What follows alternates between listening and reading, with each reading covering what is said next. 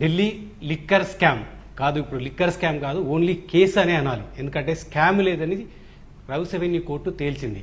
ఈ కేసులో 23 మందికి రిలీఫ్ ఇచ్చింది. అందులో అప్పటి ఢిల్లీ ముఖ్యమంత్రి కేజ్రీవాల్తో సహా అప్పటి ఉప ముఖ్యమంత్రి సిసోడియా, కల్వకుంట్ల కవిత, ఈ ముగ్గురితో పాటు 23 మందికి రిలీఫ్ ఇచ్చింది. వాస్తవానికి రాజకీయంగా కవితకు ఇది బిగ్ రిలీఫ్ అని చెప్పాలి. ఆమె సొంతంగా పార్టీ పెట్టి యోచనలో ఉన్న క్రమంలో లిక్కర్ స్కామ్ ఆమె వెంటాడిన నేపథ్యంలో 5.5 నెలల పాటు జైలు జీవితాన్ని గడిపిన కల్వకుంట్ల కవిత గారు మనతో ఉన్నారు. ఆమెతో మాట్లాడదాం. కవిత గారు, కడిగిన ముత్యంలా బయటకు వస్తామని చాలాసార్లు చెప్పారు. కడిగిన ముత్యం అయ్యారా ఈరోజు? నమస్కారం అండి, థ్యాంక్ యూ నాకు ఈ సమయం ఇచ్చినందుకు. డెఫినెట్గా ఒక న్యాయ వ్యవస్థ ఇచ్చినటువంటి తీర్పు ద్వారా, అది కూడా ప్రత్యేకించి అనేకమైనటువంటి అంశాలు, ఆ యొక్క విచారణలో జరిగినటువంటి లోపభూయిష్టమైనటువంటి వ్యవహారాలు, ఏకపక్షంగా చేసినటువంటి కేసులో ఉండేటటువంటి అనేక అంశాల మీద కూడా కోర్టు చాలా పెద్ద ఎత్తున దాదాపు 600 పేజీల జడ్జిమెంట్ ఇవ్వడం జరిగింది. సంపూర్ణంగా నేను కూడా ఇంకా తీర్పును చదవలేదు. కాకపోతే ఎవరైతే ఈ కేసును విచారణ చేశారో ఆ అధికారిని కూడా విచారించమన్నట్టుగా నేను ఒక పేపర్లో చిన్న ఏదో న్యూస్ క్లిప్పింగ్లో కూడా చూడడం జరిగింది. అంటే అంత బలంగా ఏదైతే ఒక అబద్ధాల మాయాజాలాన్ని అల్లడం జరిగిందో ఆ మాయాజాలాన్ని అంతా కూడా కోసివేసే విధంగా లిటరలీ వాళ్ళ కోర్టు తీర్పు రావడం అన్నది చాలా మారల్ స్ట్రెంగ్త్, నైతిక బలము, 1000 ఏనుగుల నైతిక బలాన్ని నాకైనా, జాగృతి నాయకులు కార్యకర్తలకైనా, మా కుటుంబ సభ్యులకైనా ఇవాళ ఇచ్చిందని చెప్తున్నాను. అదేవిధంగా కడిగిన ముత్యంలాగా వస్తానని డే 1 చెప్పా. నాకు సంబంధం లేదు, ఏ విషయంలో కూడా సంబంధం లేదని చెప్పాను. ఇవాళ అదే నిజం అని చెప్పి కోర్టు చెప్పడం చాలా సంతోషం. 5.5 నెలల పాటు జైలు జీవితాన్ని గడిపారు కల్వకుంట్ల కవిత. కేసీఆర్ కూతురు అంటే అంశతూలిక పాన్పుల మీద వచ్చిన కవితగా చూస్తారు అందరూ. అలాంటి కవిత 5.5 నెలల పాటు ఒక రాజకీయ కక్షతో ఈ కేసు పెట్టారని మీరు చాలాసార్లు చెప్పారు. అదే కేసీఆర్ గారు కూడా చెప్పారు. బీఆర్ఎస్ని వ్యక్తిగతంగా, బీఆర్ఎస్తో పాటు నన్ను అణిచివేయడానికి నా కూతుర్ని అడ్డం పెట్టుకుని రాజకీయం చేశారని కూడా ఆయన ఆరోపించారు. ఆ రోజు మీరు సమర్థించారు. కానీ ఇదే రోజు కేటీఆర్ గారు ట్వీట్ చేస్తే మాత్రం దాన్ని వ్యతిరేకించారు. అంటే పార్లమెంట్ ఎన్నికల్లో, అసెంబ్లీ ఎన్నికల్లో బీఆర్ఎస్ ఓడిపోవడానికి కూడా ఇది కారణం, ఈ ఎన్నికల్లో ఓడించడానికే ఇటువంటి ప్రయత్నం చేసింది బీజేపీ అని చెప్తే ఎట్లా, ఈ వైరుధ్యాన్ని ఎట్లా చూడాలి మేడం? నా మాటలు ఎప్పుడు వైరుధ్యం లేదండి. 1, 2 మీరు అన్నట్టు 5.5 నెలలు కేసీఆర్ బిడ్డగానే కాదు, ఒక సాధారణ మధ్యతరగతి కుటుంబం నుంచి వచ్చినటువంటి వ్యక్తిగానే కాదు, ఎవరు కూడా తిహార్ జైల్లో, ఆ మహిళల జైల్లో ఉండడం అనేది చాలా దుర్భరంగా ఉంటుంది. ఆ సమయంలో నా పిల్లలు అప్పుడే ఇంటర్మీడియట్ బోర్డ్ ఎగ్జామ్ రాస్తున్నటువంటి మా అబ్బాయి, వాడిని వదిలిపెట్టి వెళ్ళడము, నేను పడ్డటువంటి మానసిక వేదన, ఇవాళ వచ్చిన తీర్పు కూడా తీర్చలేనిది, పూడ్చలేనిది. నా సమయం, నా జీవితంలో 5.5 నెలల సమయం ఎవరు తిరిగిస్తారు అంటే, తిరిగి చూసుకుంటే జవాబు లేనటువంటి ప్రశ్న. జనరల్గా ఎవరైనా క్యాన్సర్ వచ్చి చచ్చిపోతారంటే కూడా ఒకరోజు బతికితే ఎక్కువ అనుకుంటాం. ఎవరన్నా బెడ్ మీద ఉంటే వెంటిలేటర్ మీదకి వెళ్ళి తీసేయాలంటే కూడా ఇంకొక గంట ఉండాలి మా వాళ్ళు అనుకుంటాం. అట్లాంటిది నా జీవితంలో 5.5 నెలలు నా పిల్లలకు దూరం అయ్యి రకరకాల ఆరోగ్య సమస్యలతో బాధపడడం అన్నది మామూలు విషయం కాదు. సో పర్సనల్లీ అయినా ఆ సమయంలో నా మీద జరిగినటువంటి వ్యక్తిత్వ హననం మీకు కూడా తెలుసు. ఆ ట్రోలింగ్, ఆ భాష, ఆ అబ్యూజు. నన్ను జైలుకి తీసుకెళ్తుంటే నా కొడుకు టీనేజర్, వాడిని పిలిచి చెప్పా, నాన్న ప్లీజ్ ఇంటర్నెట్ చూడక నాన్న అని చెప్పి వెళ్ళా జైలుకి నేను. అంటే నాకు తెలిసి ఎంత విషం కక్కుతారో ఇంటర్నెట్లో. ఆ పిల్లలు చూస్తే ఆ ఎగ్జామ్స్ టైంలో వాడు ఎట్లుంటాడో, మనోనిబ్బరం కోల్పోతాడేమో అనే భయంతో. అంటే ఎందుకు ఇంత చెప్తున్నా అంటే అండి, ఇంతవరకు ఎప్పుడు కూడా నేను చెప్పలేదు. మీరు చూసారు ఏ ఇంటర్వ్యూలో కూడా నేను చాలా స్ట్రాంగ్గా మాట్లాడే చెప్పలేదు. ఎందుకు ఇంత షేర్ చేసుకుంటున్నా అంటే, ఇంత హింస, ఇంత క్షోభ ఎందుకు పడ్డా అండి నేను? పార్టీ కోసమే కదా, కేసీఆర్ గారి కోసమే కదా. ఇవాళ అసెంబ్లీ ఎన్నికల్లో ఓటమి నా వల్ల, ఈ కేసు వల్ల జరిగిందని నేను ఈరోజు పరమ సంతోషంగా ఉండాల్సిన రోజు. ఈరోజు కేటీఆర్ గారు కంగ్రాచులేషన్స్ చెప్పి వదిలేస్తే అయిపోయేది. అట్లా కాకుండా అసలు 2 ఎన్నికలు ఓడిపోవడానికి ఈ కేసు కారణం అనేటటువంటి మాట మాట్లాడారు కదా, చాలా తీవ్రంగా బాధించిందండి నన్ను. ఎందుకంటే మీరు యాజ్ అ సీనియర్ జర్నలిస్ట్ ఈ ఎన్నికల్లో మొత్తం మీరు కూడా చూశారు. ఏం జరిగిందండి అసెంబ్లీ ఎన్నికల్లో డిస్కషన్? అరే 15 మంది కేసీఆర్ వేరే వాళ్ళకి సీట్లు ఇస్తే అయిపోతుండే కదా అన్నారు. దోపిడీదారులుగా ముద్రపడ్డ ఎమ్మెల్యేలకు, హత్య ఆరోపణలు ఎదుర్కొంటున్న ఎమ్మెల్యేలకు, అత్యాచారాలు ఆరోపణలు ఎదుర్కొంటున్నటువంటి ఎమ్మెల్యేలకు, జనము వీళ్ళు వద్దు అని రిప్రజెంటేషన్ ఇచ్చిన ఎమ్మెల్యేలను కూడా వాళ్ళ నెత్తిన బలవంతంగా రుద్దడానికి ప్రయత్నం చేస్తే, నేను ఎవరిని పెడితే వాళ్ళకు ఓటేయాలి, మంచోడైనా చెడ్డోడైనా పుట్టోడైనా పొడోడైనా నేను చెప్పినోని కోటేయాలనే అహంకార ధోరణితో ఇవాళ బీఆర్ఎస్ పార్టీ కూటమి ఎదురైంది. కానీ అది గమనించకుండా Yes. ఇప్పుడు కూడా తప్పును పక్కోల మీదకి ట్రాన్స్ఫర్ చేయడం ఏంటండి? ఇవాళ నిజంగా నాకు ఎంత సంతోషకరమైన రోజు, నాకైనా నా కుటుంబానికైనా. ఈ రోజు ఆ ట్వీట్ దానివల్ల ఇప్పుడేంటి, నేను అసెంబ్లీ ఎన్నికల్లో మా లోటుపాట్లన్నీ కప్పిపుచ్చుకోవాలి, పార్లమెంట్ ఎన్నికల్లో డెఫినెట్గా చర్చ నా మీద జరిగింది, ఆల్రెడీ నేను అప్పటికి జైల్లో ఉన్నా. అసెంబ్లీ ఎన్నికలు జరిగింది నవంబర్లో, రిజల్ట్ వచ్చింది డిసెంబర్లో, నన్ను అరెస్ట్ చేసింది మార్చిలో, ఏది వచ్చే నెక్స్ట్ ఇయర్ మార్చిలో. ఎట్లా ఎఫెక్ట్ అవుతుంది? ఓకే, పార్లమెంట్ ఎన్నికల్లో ఏమైనా ఎఫెక్ట్ అయింది, చర్చ జరిగిందంటే I can understand, everybody can understand. కానీ అంతకన్నా 2 ఏళ్ల ముందు నుంచి నా మీద కేసు నడుస్తుంది కదా. ఆ మధ్యలో జరిగిన అన్ని ఎన్నికలు ఓడిపోయారా మీరు? మునుగోడు ఓడిపోయారా? హుజూర్ నగర్ ఓడిపోయారా?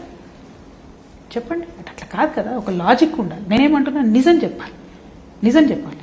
ఇవాళ అసెంబ్లీ ఎన్నికలు మొత్తం స్పీచ్లు రివైండ్ చేసి చూద్దామండి. ఒకవేళ నా మీద పెట్టిన కేసు వల్ల ఓడిపోతే ఒక్క స్పీచ్లో అన్న కేసీఆర్ గారు నా కేసు గురించి మాట్లాడారా? ఒక్క స్పీచ్లో అన్న కేటీఆర్ గారు నా కేసు గురించి మాట్లాడారా? అంటే ఇప్పుడు ఆపోజిషన్ పార్టీ దాడి చేస్తుంటే దానికి జవాబు ఇస్తాం కదా. ఒక్క దాంట్లో ఇచ్చారు, మీరు చూసుకోండి. నేను కాదు, నేను ప్రజల్ని కోరుతున్నా, రిక్వెస్ట్ చేస్తున్నా. ఎందుకోసం అంటున్నా అంటే, ఇటువంటి అబద్ధాలు, ఇటువంటి నీలాపనిందలు, వీటి వల్లనే మనసు విరిగిపోయి దూరమైనమండి. ఇవాళ దీని మీదకి వెళ్ళి మన అహంకారం ఎంతవరకు వెళ్ళిపోయింది. ఒక గద్దరని వస్తే లోపల రానియం, ఒక మంత్రి వస్తే డైరెక్ట్గా లోపల పోడేలు, ఒక ఎమ్మెల్యేకి ఎప్పుడు అపాయింట్మెంట్ దొరుకుతుందో తెలియదు. ఏ సామాన్య కార్యకర్తలకైతే వెంకటేశ్వర స్వామి దర్శనం దొరుకుతుంది కానీ ఇంకెవరి దర్శనం దొరకదు అనేటటువంటి పరిస్థితి వచ్చింది. కానీ ఈరోజు చాలా మంది మర్చిపోయి కేవలం ఈ కేసు వల్ల అనడము ఎంతవరకు కరెక్ట్ చెప్పండి. అది కూడా ఈరోజు ఇంత హ్యాపీ తీర్పు వచ్చింది. నేను నా పిల్లలు ఎంత నవ్వుకుంటూ ఉండే సమయంలో మొత్తం తీసి ఓటమంతా నేను ఎత్తి మీద రుద్దుతామంటే కరెక్టా? చూస్తూ ఊరుకోగలుగుతాం? పొలిటికల్లీ కరెక్టా? మీరు ఆలోచించండి. You are there in that election. అసలు అది క్వశ్చనా? మీరు ఆలోచించి చెప్పండి. అసలు ఆ టైంలో ఉన్న డిస్కషన్ ఏంటి? 30 మందిని మారిస్తే అయిపోతుండే, 15 మందిని మారిస్తే అయిపోతుండే, అరే డబుల్ బెడ్రూమ్ ఇల్లు ఇస్తే అయిపోతుండే, అరే ఎందుకు పిల్లలకు ఉద్యోగాలు ఇవ్వలేగా, పిల్ల చచ్చిపోయింది ప్రవళిక అనే పాప ఆనాడు పాపం చనిపోయింది. ఎంత ఇన్సెన్సిటివ్ కమెంట్స్ చేసినామండి ఆ రోజు, గుర్తులేదా? సో ఇవన్నీ పక్కన పెట్టి నీ మెడలో దండేసేస్తాం, నీ వల్ల ఓడిపోయామంటే అది నాకు ఎంత చెడ్డ పేరండి. నేను నా కుటుంబం, నేను I'm not talking about politics, ఒక వ్యక్తిగా నేను ఇవాళ ఎంత రిజాయిస్ అవ్వాల్సిన రోజు. ఈ రోజు మీరు నా ఆనందాన్ని అంతా ఆవిరి చేసే విధంగా ట్వీట్ చేస్తే డెఫినెట్ గా నేను రియాక్ట్ అవుతాను. కానీ మీ కుటుంబ సభ్యులు కేసు విషయంలో తోడు నీడగా ఉన్నారు. చాలా మందికి కృతజ్ఞతలు చెప్పారు. ఈ రోజు నాకు తోడు నీడగా ఉన్నారు, ఫ్లైట్లలో అప్పులు చేసి వచ్చి కూడా నన్ను పరామర్శించిన వాళ్ళకు కృతజ్ఞతలు చెప్పారు. కానీ మీకు తోడు నీడగా హరీష్ రావు వచ్చారు, మీకు తోడు నీడగా కేటీఆర్ వచ్చారు, మీ ఈ పిఆర్ఎస్ పార్టీకి సంబంధించిన ఎమ్మెల్యేలు వచ్చారు. మరి వాళ్ళకు మాత్రం కృతజ్ఞతలు చెప్పలేదు. నాతో వచ్చిన వాళ్ళందరికని చెప్పాను కదండి. నేను పర్టికులర్గా అమ్మ నాన్న పేరు తీసుకొని చెప్పాను, మా అత్తమ్మ మామయ్య పేరు తీసుకొని చెప్పాను, అందరికి కృతజ్ఞతలు చెప్పాను నేను. కాకపోతే కంఫర్టబుల్గా చార్టర్డ్ ఫ్లైట్లో వచ్చిన వాళ్ళకన్నా నా కోసం అప్పులు చేసి ఒక గ్రూప్ కలిసి చీప్ బుకింగ్ చేసుకొని అందులో 10,000 5,000 జమ వేసుకొని వచ్చిన నా కార్యకర్తలు నాకు తెలుసండి. చాలా మంది వచ్చారు. నేను వచ్చిన ప్రతి హియరింగ్కి పాపం వాళ్ళు వచ్చి నిలబడి అక్క అక్క అక్క అని ధైర్యం చెప్పి వెళ్ళారు నాకు. వాళ్ళనైతే నేను జీవితకాలం మర్చిపోలేను కదండి. సో నేను వాళ్ళనే మెన్షన్ చేశాను, వాళ్ళనే మెన్షన్ చేస్తాను, వాళ్ళ కోసమే పనిచేస్తాను ఫ్యూచర్లో. కానీ అసెంబ్లీ ఎన్నికల్లో ఓటమికి కానీ పార్లమెంట్ ఎన్నికల్లో ఓటమికి కానీ మీరు ఎంత కాదన్నా కాంగ్రెస్ పార్టీ బీజేపీ ఒక పద్ధతి ప్రకారం లిక్కర్ రాని కవిత ఈ స్కామ్ 3,000 కోట్లు మిగులుతాయి కవితకు ఒక సంవత్సరానికి అంటూ పెద్ద ఎత్తున ప్రచారం చేశారు, ప్రజల్లోకి తీసుకెళ్లారు. అంటే కల్వకుంట్ల చంద్రశేఖరరావు కుటుంబం అంటేనే అవినీతి కుటుంబంగా ముద్ర వేసి విపరీతంగా ఒకవైపు కాళేశ్వరం, ఒకవైపు లిక్కర్ స్కామ్ని ప్రజల్లోకి తీసుకెళ్లి ఇంజెక్ట్ చేయడం మూలంగానే ఈరోజు బీఆర్ఎస్ అధికారం కోల్పోయిందంటే మీరు దాన్ని సమర్థించారా? నేనేమంటున్నా అంటే బీఆర్ఎస్కి చాలా పెద్ద సోషల్ మీడియా ఆర్మీ ఉంది కదండి. మరి ఒకవేళ ఈ లిక్కర్ కేసు వల్ల పార్టీకి నష్టం జరుగుతుందంటే మరి గడ్డి బీక్తున్నారా బీఆర్ఎస్ సోషల్ మీడియా? ఇప్పుడు మీరు చూడండి, మొత్తం ట్వీట్లు అయితే అబద్ధం చెప్పవు కదండి, సోషల్ మీడియాలో ఉన్న పోస్టులు అయితే డిలీట్ చేసినా కూడా ఉంటుంది కదా. నా మీద ఎప్పుడైతే కేసు పెట్టారో అప్పటి నుండి నన్ను జైలుకి పంపించే వరకు, నేను జైలు నుండి బయటకు వచ్చిన తర్వాత అసలు BRS party official social media నాకు ఒక్కసారన్నా సపోర్ట్గా మాట్లాడిందా మీరు చూడండి.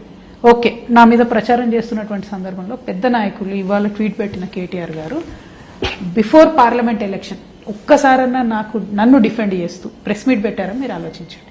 ఇప్పుడు ఒకవేళ పార్టీకి ఇది చాలా నష్టం జరుగుతుందంటే పార్టీ నాయకులు ఏం చేస్తారండి? అయితే చాలా అట్లా కాదు బై, మా నాయకురాలు కరెక్ట్, ఈమె నేను చెప్తున్నా అని చెప్పి ప్రెస్ మీట్ పెట్టాలి కదా, డిఫెండ్ చేసుకోవాలి కదా. కాళేశ్వరం డిఫెండ్ చేసిరా లేదా? మరి ఎందుకు కవితను డిఫెండ్ చేయలేదు? ఆనాడు డిఫెండ్ చేయకపోయినా నేను అంత బాధపడలే. ఇవాళ నా కుటుంబం నేను అరే ఇంత పెద్ద చెరలోంచి బయటపడ్డామని సంతోషంగా ఉండే రోజు మీరు ట్వీట్ చేసి ఎంత పెద్ద గాయాన్ని రేపుతున్నారండి. ఎట్లా అవుతుంది? నేను ఎట్లా కారణం అవుతా బీఆర్ఎస్ పార్టీ ఓటమికి? ఏం తప్పులు లేవా? ఇండ్లన్నీ కట్టేసినామా? డబుల్ బెడ్రూమ్ ఇండ్లని ప్రతి జిల్లాకు నీళ్ళు వచ్చినాయా? ఇవాళ నేను 10 జిల్లాలు పర్యటన చేసి వచ్చిన. ఒక్క ఎకరం నీళ్ళు రాని నేను చెప్తున్నా. నిన్న నడిగడ్డ పోయి వచ్చినా అండి, ఒక్క సుక్క నీళ్ళు వస్తలేదు కృష్ణ నీళ్ళు. తప్పులు లేవా? అరే తప్పులన్నీ నా మెడలేయాలని ఇదేమి అన్యాయం అండి? నాకు అర్థం కాదు. ఎంత సతాయిస్తారండి ఒక మనిషిని. నాకు ఆనాడు నేను చెప్తున్నానండి, నాకు బతుకమ్మ అంటే నేను చాలా వింత మనిషిని అండి. నేను ఏదన్నా స్టార్ట్ చేస్తే చాలా మొండి మనిషిని చెప్తున్నాను. గట్టిగా స్టార్ట్ చేస్తాను. బతుకమ్మ నేను ప్రజల కోసం ప్రారంభించిన రోజు 9 రోజులు ఎవ్రీ బతుకమ్మ, ఇప్పటికి కూడా రైస్ కూడా తినను నేను. అంత నిష్టగా చేస్తాను నేను. అట్లాంటి బతుకమ్మ ప్లేస్లో లిక్కర్ బాటిల్స్ పెడితే ఏం బిక్తుందండి? బీఆర్ఎస్ సోషల్ మీడియా డిఫెండ్ చేయలేదు అన్నాడు. ఇవాళ తీయండి, టైం లైన్ తీయండి. మీ బతుకమ్మ రూపంలో లిక్కర్ బాటిల్ పెట్టి ప్రచారం చేశారు. బీజేపీ వాళ్ళు అంత దిగజారి ప్రచారం చేస్తుంటే మీ బిడ్డని, మీ ఆడబిడ్డని, మీ నాయకురాల్ని నన్ను డిఫెండ్ చేయకుండా ఎలక్షన్ ఓడిపోయినా మేము ఎల్లెలకబడ్డాం అని చెప్పి ఇప్పుడు అంటే మీకు అంత కెపాసిటీ లేదా డిఫెండ్ చేసుకునేది? I was not a part of BRS అండి. సరే ఇప్పుడు అంటే I'm not a part of BRS. కానీ మీరు కేసీఆర్ కూతురుగా మీకు ఎంపీ ఇచ్చారు, ఎమ్మెల్సీ ఇచ్చారు, కావాల్సిన హోదాలన్నీ ఇచ్చారు, కావాల్సిన పదవులన్నీ ఇచ్చారు. మీరు ఓడిపోయినా మళ్ళీ పదవి ఇచ్చారు. ఇంకా కేసీఆర్ కూతురుగా కాకుండా ఒక ఉద్యమ నాయకురాలుగా మీకు ఇంకా ఏం కావాలని కోరుకున్నారు? ఇంకా ఏమి ఇవ్వలేదని కోరుకున్నారు మీరు? ఇప్పుడు ఇంటర్వ్యూ ఎందుకు పెట్టిరో నాకు తెలియదండి. మీరు బీఆర్ఎస్ పార్టీని ప్రమోట్ చేయదలుచుకోండి, నన్ను ఏదో ఇన్సల్ట్ చేయాలని పెడితే మీకు ఏదో క్వశ్చన్స్ అని మిమ్మల్ని బయట 100% ఆన్సర్ చెప్తాను. మీకు బయట ఇవన్నీ క్వశ్చన్ లేదు. నేనేమంటున్నా అంటే నేను అడిగిన ప్రశ్నలకు కనీసం జవాబు ఇవ్వకుండా మళ్ళీ నన్ను ఒక క్వశ్చన్ అడగాలని చూస్తున్నారు. No problem. మీరు నన్ను కాంటాక్ట్ ఇక్కడ నుంచి నేను ఇది చెప్తుంటే ఇవన్నీ టైం లైన్ లో వెనక్కి వెళ్తున్నా, నో ప్రాబ్లం, నేను చెప్తాను. మీ విషయం ప్రజలకు తెలియాలని చెప్తున్నా. నేనేమంటున్నా అంటే నాకు ఏమీ ఉద్యమం చేయకుండానే, ఉద్యమంలో నేను ఏమీ పని చేయకుండానే నాకు పోనీ ఎంపీ ఇచ్చారు, అసలు నా కాంట్రిబ్యూషనే లేకుండానే ఎమ్మెల్సీ ఇచ్చారు అనుకుందాం ఒక్క నిమిషం.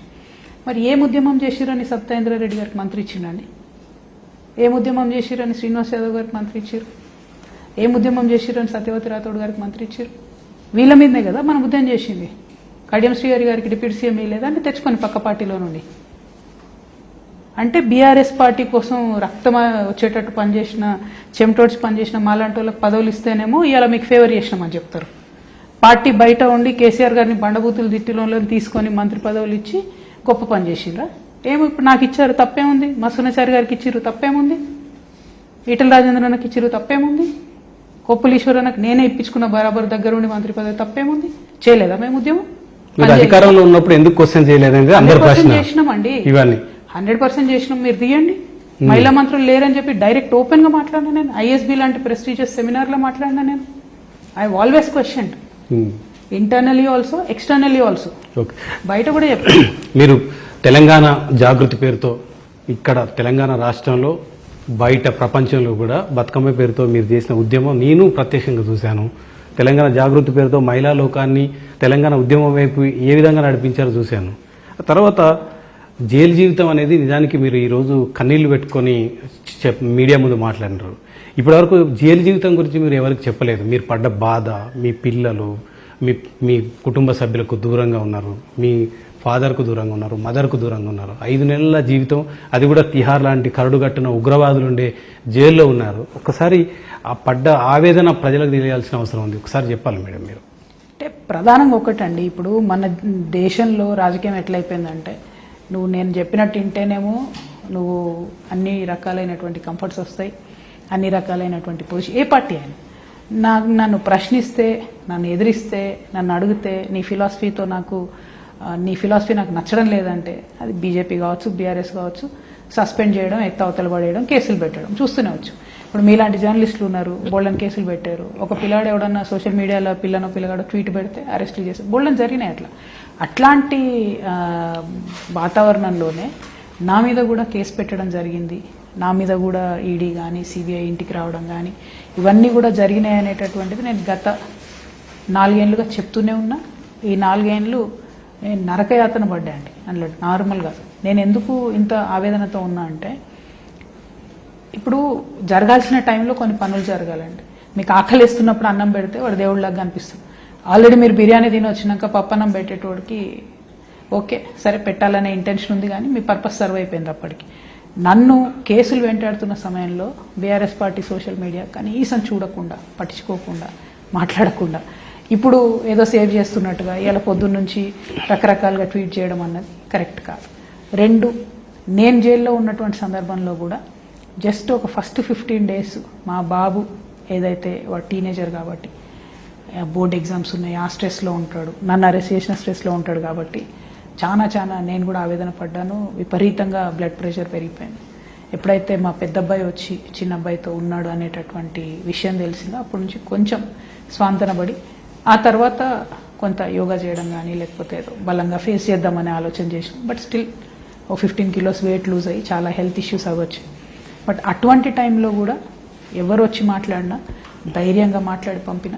ఇప్పుడు నన్ను క్రిటిసైజ్ చేస్తున్న సత్యవతకు వచ్చారు, వాళ్ళందరూ కూడా చెప్పిన అక్క గట్టిగా ఉండండి, ఏం కాదు, ఇది పొలిటికల్ కేసు అని.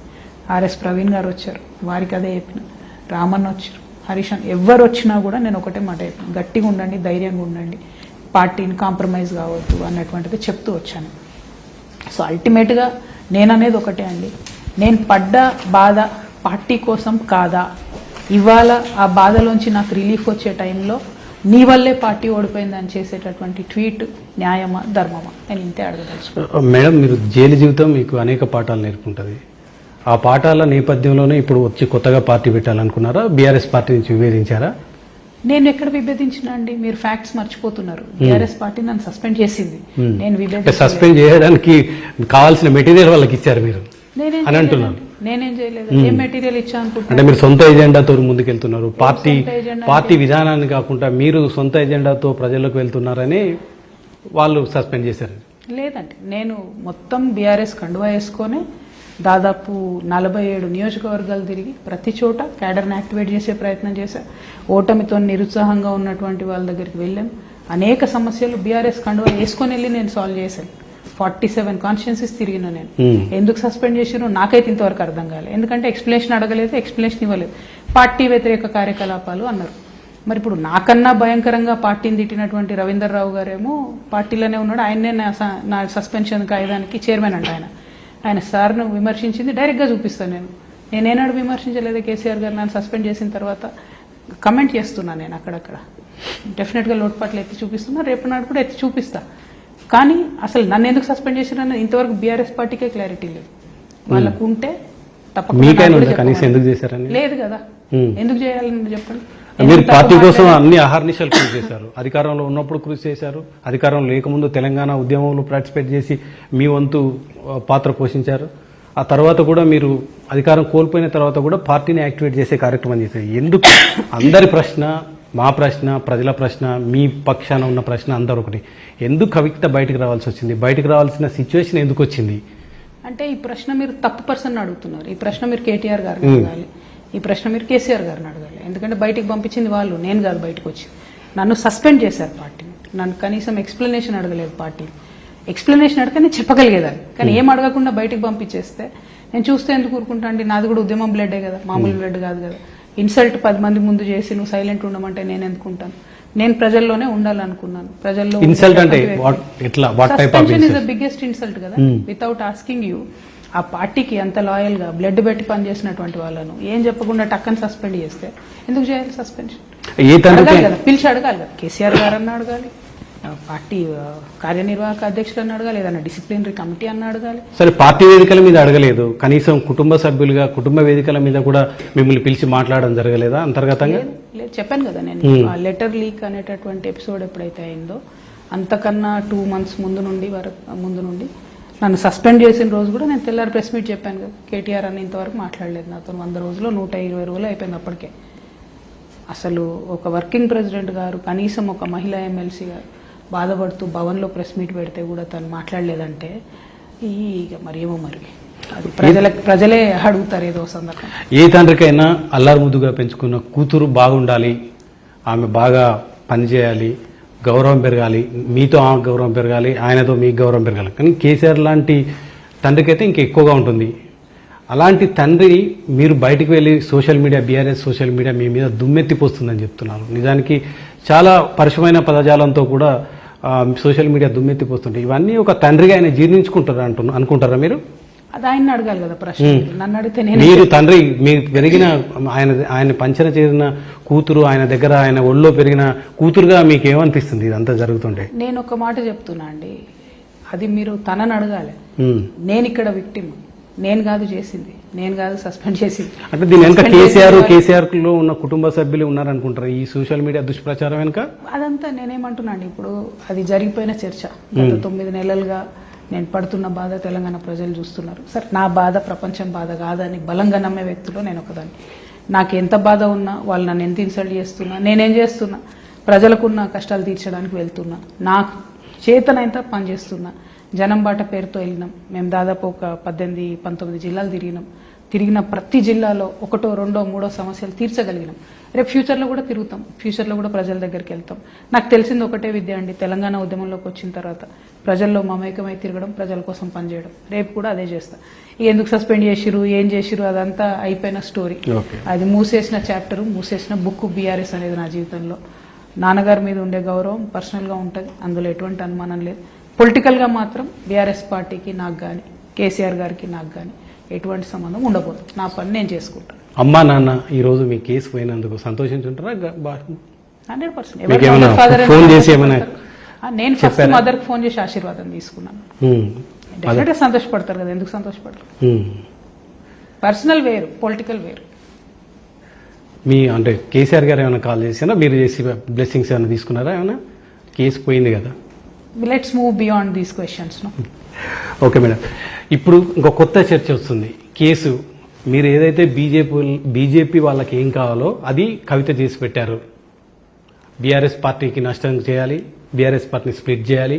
బీఆర్ఎస్ పార్టీ నుంచి బయటకు వచ్చిన కవిత ఇప్పుడు వాళ్ళకి కావాల్సిన మెటీరియల్ అందించారు కాబట్టి ఇప్పుడు మీ కేసు నుంచి విముక్తి లభించిందని ఒక కొత్త చర్చ వస్తుంది. దీనికి ఏం సమాధానం చెప్తారు? అంటే బీఆర్ఎస్ పార్టీ బాగా నష్టపోయిందని చెప్తున్నారా మీరు? నష్టపోయిందని అనుకుంటున్నారు, ఎందుకంటే మీలాంటి వ్యక్తులు బయటకు వచ్చిన తర్వాత ఖచ్చితంగా మీరేమనుకోవడం లేదా, నష్టపోలేదు అనుకుంటారా? మీ వల్ల నష్టం జరగలేదు. ఆర్గ్యుమెంట్ ఎవరు అంటున్నారు? నాకు క్వశ్చన్ అర్థం కాలే. ఎవరు అంటున్నారు? బీజేపీ వాళ్ళు ఏమంటున్నారు అని మీరు అడిగారని క్లారిటీ కోసం. నేనైతే నష్టపోయిందని అనుకుంటున్నాను. మీలాంటి ఒక పెద్ద వ్యక్తి బయటకు వస్తే ఖచ్చితంగా పార్టీకి నష్టం జరుగుతుంది, దానివల్ల బీజేపీకి లాభం జరుగుతుంది. వాళ్ళకి కావాల్సింది బీఆర్ఎస్ ని వీక్ చేయాలి. ఆ మేరకు మీరు ఆ టాస్క్ కంప్లీట్ చేశారు కాబట్టి ఈ కేసులో విముక్తి లభించిందని. ఫస్ట్ థింగ్, అట్లా మాట్లాడిన వ్యక్తికి మెడకాయ మీద తలకాయ లేదని అర్థం. ఎందుకోసం చెప్తున్నా అంటే, కోర్టు ఇచ్చింది తీర్పు, బీజేపీ ఇవ్వలే. First thing. Second thing, court ఇచ్చినటువంటి తీర్పు మీద పోయినసారి ఈ రాష్ట్ర ముఖ్యమంత్రి గారు మాట్లాడితే కోర్టు పిలిచి మరీ కంటెంప్ట్ ఆఫ్ కేసు కింద క్షమాపణ లెటర్ ఇచ్చేంత వరకు వదిలిపెట్టలేదు. ఇవాళ కూడా నేను బీజేపీ వాళ్ళు మాట్లాడింది విన్నాను. రామచంద్రరావు గారు ఏది పడితే అది మాట్లాడుతున్నారు, కోర్టు ఆయన జోబులో ఉన్నట్టు మాట్లాడుతున్నారు. నేను ఖచ్చితంగా ఆయన స్టేట్మెంట్ను కూడా పంపిస్తాను కోర్టుకి. పోయినసారి ఏమో కోర్టు సుమోటో తీసుకుంది, ఈసారి మేము కూడా ట్యాగ్ చేస్తాం. తర్వాత ఇంకో కాంగ్రెస్ పెద్ద మనిషి కూడా అట్లేదో మాట్లాడినట్టున్నారు, అవి కూడా ట్యాగ్ చేస్తాం. అంటే ఒక పక్షం గెలిచింది అంటే అసలు స్పోర్టివ్గా తీసుకోవడం కానీ, ఇందులో ఏదైనా మెరిట్ ఉంటుంది అనేటటువంటి ఫీలింగ్ పక్కన పెట్టి దుమ్మెత్తిపోయడం అని అలవాటు చేసుకున్నారు. అట్లా మాత్రం చూస్తూ ఊరుకునేది లేదండి. వాళ్ళిద్దరిని కూడా కోర్టుకైతే రిపోర్ట్ చేస్తారు. కోర్టులు ఆధారాలు సాక్ష్యాలను బట్టి తీర్పునిస్తుంది. అదే తీర్పు ఆధారాలు సక్రమంగా ప్రూవ్ చేయలేకపోయారు, సాక్ష్యాలను సరిగా ప్రవేశపెట్టలేకపోయారని మీ కేసు కొట్టేశారు. ఇప్పుడు రాజకీయ చర్చ అంతా మిమ్మల్ని అరెస్ట్ చేసినప్పుడు, మిమ్మల్ని విచారించినప్పుడు పెద్ద హంగామా చేశారు. అసలు కవిత అంటే ఈ లిక్కర్ స్కామ్లో మొత్తం కీలక పాత్ర పోషించింది, ఢిల్లీలో మీటింగ్లు పెట్టింది, ఇక్కడ మీటింగ్లు పెట్టింది, ఈ సౌత్ గ్రూప్కి సంబంధించిన ఆ వార్డు ఇప్పుడు తీసేశారనుకోండి, సౌత్ గ్రూప్ అనొద్దని. ఈ గ్రూప్నంతా ప్రాతినిధ్యం వహించి 1000 కోట్ల స్కామ్ పాల్పడిందని పెద్ద ఎత్తున నేషనల్ మీడియా, అవసరమైతే ఇంకా ఇంటర్నేషనల్ మీడియాలు కావచ్చు, అంత పెద్ద ప్రచారం చేసిన వాళ్ళు కోర్టుకు సరైన సాక్ష్యాలు ఇవ్వలేదు, కోర్టుకు సక్రమంగా ఆధారాలు ఇవ్వలేదు, అందుకే కోర్టు కొట్టేస్తుందనే వాదన వినిపిస్తుంది. అంటే బీజేపీ ఏమైనా ఫేవర్ చేసిందనే విమర్శకు మీరు సూటిగా సమాధానం చెప్పండి. నాకెందుకు చేస్తుందండి బీజేపీ? నన్ను అరెస్ట్ చేసి జైల్లో పెట్టిందే బీజేపీ కదా, first thing. Second thing, Gavai గారు ఏదైతే జడ్జిమెంట్ ఇచ్చారో నా బెయిల్ అప్పుడు కూడా ఆయన గవర్నమెంట్ని భయంకరంగా క్రిటిసైజ్ చేశారు. Second thing. మూడవది, నాకు బీజేపీకి డిఎన్ఏ కూడా మ్యాచ్ కాదు, మీరు మర్చిపోండి. అది కాంప్రమైజ్ అయినటువంటి అనేక మంది రాజకీయ నాయకులు ఆ పార్టీలో చేరి ఎన్నో పదవులు పొందడం మనం చూసాం. కాంప్రమైజ్ అయ్యే పరిస్థితి, అట్లాంటి ఆలోచన నాకు లేదు, ఎందుకంటే నేను తప్పు చేయలేదు. First thing. సెకండ్ థింగ్, నిప్పు ఉంటే పొగ వస్తుంది అంటారు, ఇక్కడ నిప్పు లేదు పప్పు లేదు, అందుకని ఏం రాలేదు. Hmm. దాన్ని పట్టుకొని బీజేపీ వాళ్ళు మళ్ళీ ఏదో చేస్తున్నాం అప్పీల్. నేనేమంటున్నా, legal procedure will continue, let it continue. ఇవాళ ట్రయల్ కోర్ట్ ఏదైతే ఆర్డర్ ఇచ్చిందో జనరల్గా 1000కి 1,00,000% ట్రయల్ కోర్ట్ ఆర్డర్ ప్రివేల్ అవుతూ ఉంటుంది నాకున్నటువంటి బేసిక్ పరిజ్ఞానం ప్రకారం. దానికి సంబంధించి అంశాలు మనం ముందుకు తీసుకెళ్దాం, లీగల్గా ఎట్లా వస్తే అట్లా చూద్దాం. కానీ ఇవాళ ట్రయల్ కోర్ట్ చెప్పినటువంటి అంశాల్లో అనేక అంశాలు, అది సౌత్ గ్రూప్ విషయం కావచ్చు, ఒక సిబిఐ ఆఫీసర్ గారు ఆయన చేసిన ఇన్వెస్టిగేషన్ మీద వీళ్ళు మళ్ళీ ఇన్వెస్టిగేట్ చేయమనడం కావచ్చు, మీరు సెలెక్టివ్గా తీసుకుంటున్నారు అనడం కావచ్చు, అన్నిటికన్నా ముఖ్యంగా ఒక వ్యక్తిని మీరు నిర్బంధిస్తే ఆ తర్వాత మీరు విడిచిపెట్టినా కూడా ఆ సమయాన్ని, ఆ లిబర్టీని మీరు హర్ట్ చేసిన వాళ్ళు అవుతారని హార్ష్ కమెంట్స్ చేయడం కావచ్చు. ఇది ఒక మోడల్ జడ్జ్మెంట్ అవుతుంది. రేపటి నాడు ఎవరి మీద పడితే వాళ్ళ మీద పొలిటికల్ వెండేటా కోసం కేసులు పెట్టకుండా అవుతారని చెప్పి నేను బలంగా. సిబిఐ ఆల్రెడీ హైకోర్టును ఆశ్రయించాలనుకోకుండా కేవలం ట్రయల్ కోర్టు ఇచ్చిన క్లీన్ చిట్తో ఇంకా మీకు ఈ కేసు అంతా అయిపోయిందని అనుకోవచ్చా? అంటే కొంచెం న్యాయ వ్యవస్థ మీద అవగాహన ఉంటే అండి, శిక్ష అనేది కింద కోటేస్తుంది. శిక్ష ఎప్పుడైనా కింద కోటేస్తుంది, విడుదల కూడా కింద కోటేస్తుంది. దాని మీద అప్పీల్కి హైకోర్టుకి వెళ్ళినా సుప్రీంకోర్టుకి వెళ్ళినా మళ్ళీ తిరిగి వచ్చి మళ్ళీ ట్రయల్ కోర్టులో అయిన తర్వాతనే జరుగుతుంది జనరల్. ఇవాళ ట్రయల్ కోర్టే క్లీన్ చీట్ ఇచ్చింది. సరే, లీగల్ అంశాలు పక్కన పెడదాం. మారల్గా ఇవాళ మొత్తం లోపభూయిష్టంగా అసలు కేసే లేని చోట కేసు కట్టే ప్రయత్నం చేశారు. కనీసం నేను ఇవి కూడా నేను ఫ్రేమ్ చేయను ఛార్జెస్ కూడా అని చెప్పి వారు చెప్పడం అనేటటువంటిది సంతోషం అండి. Let us take one day at a time, and today is my day. I'm going to enjoy this. మీరు ఈ చాలా కాలంగా కేసు ఉన్నది, ఈ కేసు వల్ల పార్టీ పెట్టాలా, పార్టీ ఇంకా వాయిదా వేయాలా, కేసు తర్వాత క్లీన్ చీట్ వచ్చిన తర్వాత ప్రజల్లోకి వెళ్ళాలనే ఒక మీమాంసలు ఉండి ఉంటుంది కదా. ఇప్పుడు దీంతో కడిగిన ముత్యంలో ఉన్న మీరు కొత్త పార్టీ పెట్టబోతున్నారు, 2 నెలల్లో పార్టీ పెట్టబోతున్నారు అన్నారు. ఆ సందర్భంలో అద్భుతాలు జరుగుతాయంటారు. అద్భుతాలు అంటే కేసీఆర్ గారు వచ్చి మీ పార్టీలో చేరుతారా, లేకపోతే ఇంకెవరైనా పెద్దవాళ్ళు వచ్చి చేరుతారా? ఒక విషయం అండి, నేను పార్టీ పెడతానని చాలా రోజుల ముందే చెప్పాను. కోర్టు ఇదంతా అవుతుందని కూడా నాకు తెలియదు. ఫస్ట్ థింగ్, ఇవాళ పొద్దున ఆర్డర్ వచ్చేంత వరకు కూడా నాకు తెలియదు. అదొకటి వదిలేస్తే, రెండవది పార్టీ పెట్టడం ఖాయం.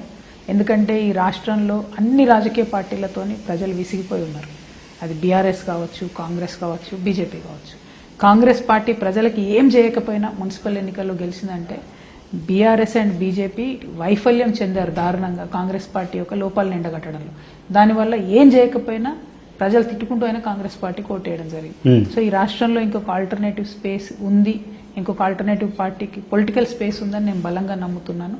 అది కూడా ఒక మహిళ ఇంతవరకు ఈ రాష్ట్రాల్లో 2 ఉమ్మడి రాష్ట్రాలు కలిపి డెఫినెట్గా ప్రజలకు మంచి చేయాలని బయలుదేరినప్పుడు మంచి ఆశీర్వాదం వస్తుందేమో అని నేను అనుకుంటున్నా.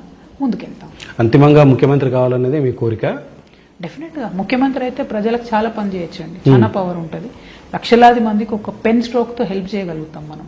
ఎస్పెషలీ చాలా పాలసీ చేంజెస్లో వాటి మీద అవగాహన ఉన్నటువంటి వ్యక్తిగా ముఖ్యమంత్రి అనే పొజిషన్తో రాష్ట్రం యొక్క ప్రజలకు వారి ఫేట్ని పర్మనెంట్గా మార్చవచ్చు. దానికోసం కృషి చేస్తాం. కానీ అలాంటప్పుడు ఒక బీఆర్ఎస్ ప్రభుత్వం 10 ఏళ్ల కాలంలో ఏం చేయలేదు, అంతా అక్రమాలు చేసింది, లేకపోతే అవినీతి చేసింది, ఇవన్నీ పక్కకు పెడితే ఇప్పుడు కాంగ్రెస్ ప్రభుత్వం 2 ఏళ్లు దాటింది. కాంగ్రెస్ ప్రభుత్వం ఏం చేసింది అనే బదులు మీరు తరచూ బీఆర్ఎస్ గత ప్రభుత్వం మీదనే దాడి చేస్తున్నారు. గత ప్రభుత్వం చేసిన అక్రమాల మీదనే ఎక్కువ దాడి చేస్తున్నట్టు కనిపిస్తుంది. ఎందుకట్లా?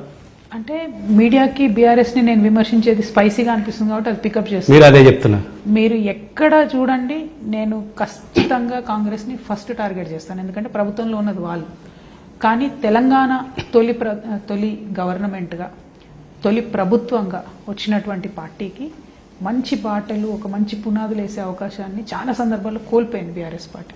ఇవాళ 12 ఏళ్ళైనా కృష్ణా నీళ్ళు వస్తలేవు మహబూబ్ నగర్ కనంటే ఫస్ట్ 10 years ఉన్నటువంటి బీఆర్ఎస్ పార్టీకి 80% బాధ్యత ఉంటే కాంగ్రెస్ పార్టీకి ఇప్పుడు 20% బాధ్యత. ఇంకో 3 years అయినాక వీళ్ళ మీద కూడా బాధ్యత పెరుగుతుంది. ఆ జిల్లా నుండి వచ్చిన ముఖ్యమంత్రి చేయకపోవడం ఆయన తప్పే, కానీ ముందు బాటలు వేసింది మనం. కాబట్టి దానికోసం బీఆర్ఎస్ పార్టీ వేసింది కాబట్టి బీఆర్ఎస్ పార్టీని కూడా విమర్శిస్తాం, కాంగ్రెస్ కూడా విమర్శిస్తాం. కానీ మీరు తొలిదశ ఉద్యమం, మలిదశ ఉద్యమం మాట్లాడేటప్పుడు కేసీఆర్ గారు మలిదశ ఉద్యమంలో వచ్చారు, తెలంగాణ వచ్చే క్రమంలో ఆయన వచ్చారని కూడా ఈ మధ్యలో కమెంట్ చేశారు. నిజానికి కేసీఆర్ లాంటి ఒక శక్తి, ఒక వ్యక్తి లేకుంటే ఈరోజు తెలంగాణ రాష్ట్రం చూసేవాళ్ళ అనేది బీఆర్ఎస్ నుంచి వస్తున్న మీకు ప్రశ్న. నేనేమంటున్నా, తెలంగాణ రాష్ట్రం తేవడం అనేది ఒక చరిత్ర. నేను ఇదివరకే చెప్పిన, మనందరికీ ఒక పేజీ, ఒక పారాగ్రాఫ్ ఉంటే తెలంగాణ ఉద్యమంలో కేసీఆర్ గారికి ఒక పెద్ద ఉద్గ్రంథమే ఉంటుంది, ఒక బుక్ ఉంటుందని చెప్పాను నేను. మరి బీఆర్ఎస్ సోషల్ మీడియా వాళ్ళకి ఆ విషయం అర్థం కావాలి నేను చెప్పింది. ఒక వ్యక్తి చేసినటువంటి ఉద్యమాన్ని, ఒక వ్యక్తి సృష్టించినటువంటి చరిత్రని ఎవడు కూడా ఆపలేడు. కేసీఆర్ గారి విషయంలో ఆపలేడు. ఎస్, రాష్ట్రం రావడం ఒక చరిత్ర, వచ్చిన తర్వాత వచ్చిన రాష్ట్రాన్ని ఏ దిశలో నడిపించాం, ఎక్కడ విఫలమయ్యాం ఆలోచన చేసుకొని ముందడుగేస్తే రాష్ట్రం బాగుంటుంది. లేదు అట్లా కాదు, మేము రాష్ట్రం తెచ్చిన పార్టీ కాబట్టి మేము ఏ చెప్తే అదే మీరు వినాలంటే కుదరదు.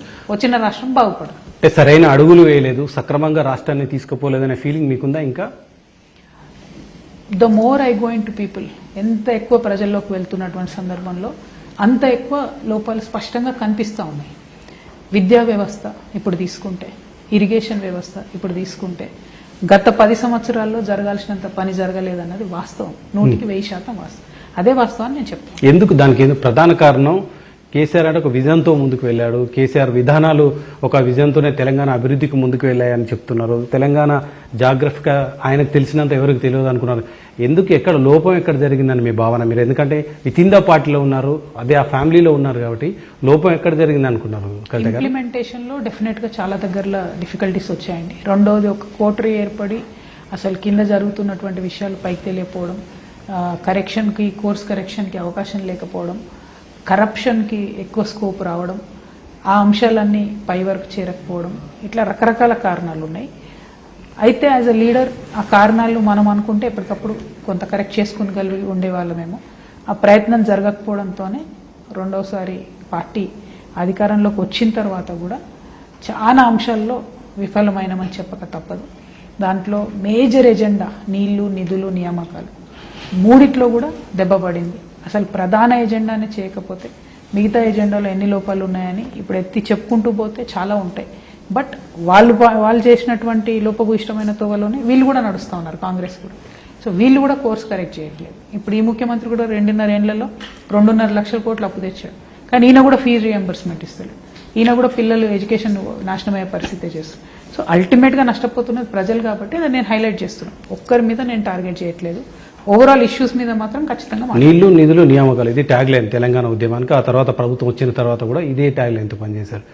ఆ నీళ్లు అనే విషయంలో కాళేశ్వరం ప్రాజెక్ట్ అని ఒక ప్రాజెక్టు 1,00,000 కోట్లతో పెట్టారు. అదే అంత విఫల ప్రయోగంగా మీరు భావిస్తున్నారా?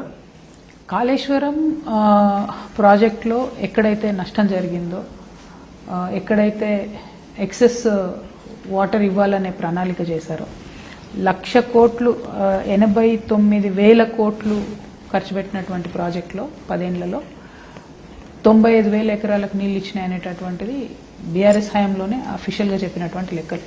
స్థిరీకరణ వేరు, కొత్తగా క్రియేట్ చేసినటువంటి ఆయకట్టు వేరు. టేలెండ్లో సూర్యాపేట వరకు కూడా నీళ్ళు ఇచ్చాం, అందులో డౌట్ లేదు. అది స్థిరీకరణ కింద వస్తుంది. కొత్తగా క్రియేట్ చేసిన ఆయకట్టు ఏముంది అని అంటే కేవలం 95,000 ఎకరాలు అనేటటువంటి అధికారిక లెక్కలు, నేను చెప్పేది కాదు, ఆనాడు బీఆర్ఎస్లో ఇచ్చినటువంటి లెక్కలే చెప్తా ఉన్నాయి. సో నేనేమంటున్నా అంటే ఆనాడు జరిగినటువంటి మిస్టేక్స్ని ఇప్పుడున్న ప్రభుత్వం సవరించుకుంటే బాగుంటుంది. ఎందుకంటే ఆ 89,000 కోట్లు అనేటటువంటిది ప్రజల సొమ్ము, అది కేసీఆర్ గారిది కాదు, రేవంత్ రెడ్డి గారిది కాదు. కాబట్టి ఇవాళ వాళ్ళు సవరించుకునే ప్రయత్నం చేస్తున్నారు. వెల్కమ్, తొందరగా సవరించాలి, ప్రజలకు నీళ్ళు ఇవ్వాలని కోరుకుంటున్నాను. కవిత గారు ఏది బయటకు వచ్చి మాట్లాడినా, బీఆర్ఎస్ తిట్టినా, కాంగ్రెస్ తిట్టినా, రేవంత్ రెడ్డి వెనుక ఉండి నడిపిస్తున్నాడు కవితనని చాలా మంది మాట్లాడుతున్నారు. వాళ్ళకి ఏం సమాధానం చెప్తారు? అంటే కొన్నిటికి కాలమే సమాధానం చెప్తుందండి. ఒకరేమో రేవంత్ రెడ్డిని ఆయనకున్నాడు అంటారు, ఇందాక అడిగిన ప్రశ్నలేమో బీజేపీని ఆయనకుంది అంటారు, ఇంకొంతమంది ఏమో కేసీఆర్ బయటికి పంపించి పార్టీ పెట్టిన అంటారు. అంటే ఇదంతా ఏంటంటే మహిళలు అంటే ఒక చులకన భావం అండి. మేము ఇండిపెండెంట్గా నిలబడలేమేమో, మాకెవరో ఒకరు సపోర్ట్ చేయాలేమో అని అనుకుంటున్నారు. అంత సీన్ లేదు. I'm a women. నేను రాణి రుద్రమ ఏళ్ళ నేళ్లలో వచ్చిన మహిళను, చాకల ఐలమ్మ కొట్లాడినటువంటి స్ఫూర్తితో వచ్చిన మహిళను కాబట్టి ఖచ్చితంగా ఒంటరిగా నిలబడతా, బలంగా నిలబడతా. ఈ రాష్ట్రంలో ఒక ఆల్టర్నేట్ పొలిటికల్ శక్తిగా ఎదుగుతారు. ఎట్లా, ఏ ఎజెండాతో వెళ్తారు మీరు? అంటే ఇప్పుడు ఉన్న ఒక ఈ లాస్ట్ ఏ ఎజెండాతో వెళ్దాం అనుకుంటున్నారు? కొత్త పార్టీ పెడితే ఒక ఎజెండా బీసీలు అంటున్నారు, మీరు జ్యోతిరావు పూలే సిద్ధాంతాల మేరకు పోదాం అనుకుంటున్నారు. 42% రిజర్వేషన్ల మీద కాంగ్రెస్ పార్టీ 42% రిజర్వేషన్లు ఇవ్వాలని అసెంబ్లీలో తీర్మానం చేస్తే వాళ్ళకన్నా ముందు మీరు సంబరాలు జరుపుకున్నారు. ఇవన్నీ చూస్తుంటే సరే కాంగ్రెస్ ఎజెండా అమలు చేస్తున్నారా లేదా అనేది పక్కకు పెడితే మీరు బీసీల ఎజెండాగా వెళ్తారా, మహిళల ఎజెండాగా వెళ్తారా, లేకపోతే తెలంగాణ సమగ్ర అభివృద్ధి ఎజెండాగా వెళ్తారా, లేకుంటే కవిత గారు సీఎం కావాలనే ఏకైక ఎజెండాతో వెళ్తారా? ఇప్పుడు అవన్నీ చెప్తే నేను పార్టీ పెట్టినప్పుడు సర్ప్రైజ్ ఏముంటది మీకు, మీరు భలే ఉన్నారు. సర్ప్రైజ్ అద్భుతాలు అంటున్నారు. అంటే ఏదో ఒక ఎజెండా ఉంటుంది 2 నెలల్లో. పార్టీ పెట్టిన రోజు అన్ని డీటెయిల్డ్ గా ఎక్స్ప్లెయిన్ చేసి ప్రజలకు మా ఎజెండా నచ్చే విధంగానే రూపొందిస్తా ఉన్నాం. ఒక 50 కమిటీలు వేసినాం, 1 కాదు 2 కాదు, 50 కమిటీలలో అన్ని అంశాల మీద కూలంకుషంగా చర్చిస్తూ ఉన్నాం, అన్ని అంశాల మీద అధ్యయనం చేస్తూ ఉన్నాం. దాంట్లోంచి ఏమేం పాసిబిలిటీ ఉంటాయి, ఏమేం చేయగలుగుతామో ప్రాపర్గా చెప్పి ముందుకు వెళ్తాం. ప్రధానంగా బీసీల ఎజెండాని మీరు ముందుకు తీసుకెళ్ళారు, ఆ ఎజెండాతో ముందుకు వెళ్తున్నారు. అంటే తెలంగాణలో ఒకప్పుడు ఎన్టీఆర్ పార్టీ పెట్టినప్పుడు బీసీలను ఇక్కడ ఎంకరేజ్ చేస్తే బీసీలు ఎక్కువ మంది రాజకీయాల్లోకి వచ్చారు, పదవులు వచ్చారు. మీరు అదే ఎజెండాతో ముందుకు వెళ్ళాలని అనుకుంటున్నారా? బీసీలను జనరల్ గా ఎవ్రీ 25 years ఒక కొత్త తరం వస్తుందండి రాజకీయాల్లో. ఎన్టీఆర్ గారు పార్టీ పెట్టిన 25 ఏళ్ళకి కేసీఆర్ గారు పార్టీ పెట్టిన 25 ఏళ్ళకి ఇప్పుడు నేను వచ్చాను. నేను అనుకోవడం ఏంటంటే చాలా బలంగా ఒక కొత్త తరానికి అయితే అవకాశం వస్తుంది తెలంగాణలో. యూత్ కానీ, మహిళలు కానీ, బీసీలు కానీ, ఏ వర్గాలకైతే అధికారం దూరంగా ఉందో అటువంటి వర్గాలను అధికారంలోకి చేరువ చేయాలనేటటువంటి ప్రాథమిక లక్ష్యంతో నేను ముందుకెళ్తున్నా. అందులో నిటిగ్రిటీ ఉంటాయి, డీటెయిల్స్ ఉంటాయి, ఇష్యూస్ ఉంటాయి, దాంట్లో ఎజెండా ఉంటుంది. అవన్నీ కూడా పార్టీ పెట్టిన రోజు అనౌన్స్ చేస్తాం. బట్ ఫండమెంటలీ ఏ వర్గాలైతే అధికారానికి దూరంగా ఉన్నాయో వారిని అధికారంలోకి దగ్గర చేయడం అనేది ప్రాథమిక లక్ష్యంగా. బీఆర్ఎస్ అధికారంలో రావాలి, కేసీఆర్ గారు సీఎం కావాలి. కాంగ్రెస్ అధికారంలోకి రావాలి, ఆయన పొద్దున్న లేస్తే బీసీ పాట పాడతారు, రేవంత్ రెడ్డి సీఎం కావాలి. మీరు బీసీల పాట పడతారు, కవిత సీఎం కావాలి. అంటే బీసీలు సీఎం కావాలని ఎవరు కోరుకోరా? కేవలం బీసీలకు ప్రాధాన్యత ఇస్తున్నాం, బీసీలకు రిజర్వేషన్లు ఇస్తామని చెప్తున్నారు తప్ప బీసీ ముఖ్యమంత్రి కావాలని మాత్రం ఇటు బీఆర్ఎస్లో చెప్పడం లేదు, కాంగ్రెస్ పార్టీలో చెప్పడం లేదు. మీరు కొత్త పార్టీ పెడితే మళ్ళీ సీఎం కావాలన్న కోరిక మీకే ఉందని చెప్తున్నారు. అంటే మీకు ఒక విషయం నేను అడుగుతా అంటే, మీరు ఇదే ప్రశ్న బీఆర్ఎస్ని అడగండి, కాంగ్రెస్ని అడగండి, ఆ పక్క ఆంధ్ర రాష్ట్రంలో టీడీపీని అడగండి, వైఎస్ఆర్ గారిని అడగండి. ఎవరైనా కూడా ఒక మగవాడు సీఎం కావాలంటారు కానీ ఎవరు కూడా ఒక మహిళ సీఎం కావాలని అనట్లే.